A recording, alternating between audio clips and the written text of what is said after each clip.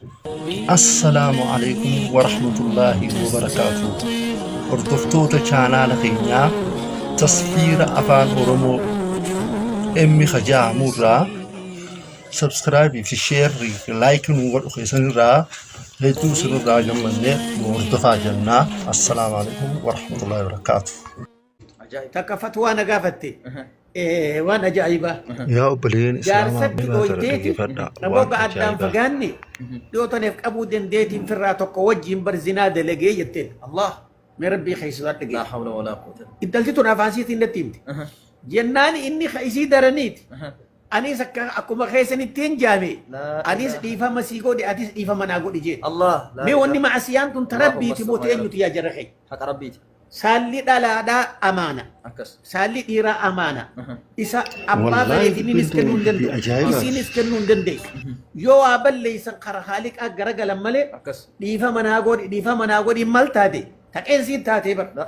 أمني كينسي جن ألان ساني هوغا شرموتا دلي دي كينسي ديتي مالك خنيتي هاي أبو ديفا مناقو دا زنان دلقي يتيان لا إله إلا الله akkasitti maallaqa irraa fudhatee diqqoo dibbeetti dhawanii si araaramne deemi jedhaniin. Allah. Nama tokko jira Abdul Quddus jedhanii biyya Masriitti. Qeensi ajaa'ibaa. Kana makiinaa keessaan Phaaphaas Roomaa kun la'anahu Allahu ergee Iskandiriyaa dhaqee keessummaa qeebali jeen.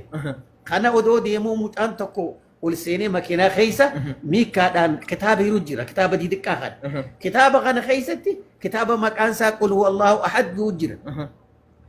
Qeensichi arabaa beek kiristaana malee hoggaa fuudhee laalu qul wallahu ahad jennaan mucaan masqala inni firraa qabu laalee bira kute هاي qacam godhee mucaa qabe maaliif na bira kutte jennaan kana qabda jeerati هاي أبو ati masqala qabdaamiin si bira kute jeen ani bar arabaa jeen qaraatiin beeka illa wa illa naa kennitu malee kenneef mucaan الله kitaaba hogga banu maal arke tafsiira qul huwa allahu ahad jechuun maal akkate allahu samadii malte lam yalid walam yuladi malte hoggaanii fi kana fitu mee rabbii waan isa keessa fide dhega iimana dubbii intala sharmuuxitti mataskaana dhuftee diliin dalagee naa araarame jetteen san dubbii sanii yaadadhe jedhuuba الله sa hoggaanii fi namni waa balleeyse nuti dhufee badiin dalageenaa araaramaa nuun jee araaramnee fi nuti eenyuutu nu araaramaan jee jebo لا إله إلا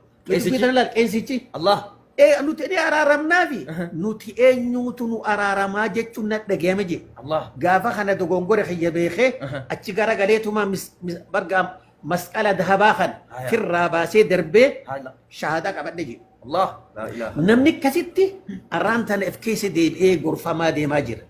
Yaa السلام عليكم ورحمة الله وبركاته. هردفتوتا channel خينا تصفير أفان أورمو إمي خجاع مرة سبسكرايب في شير لايك نور خيسن را هيتو سنو را جمّن وردفا جنة. السلام عليكم ورحمة الله وبركاته.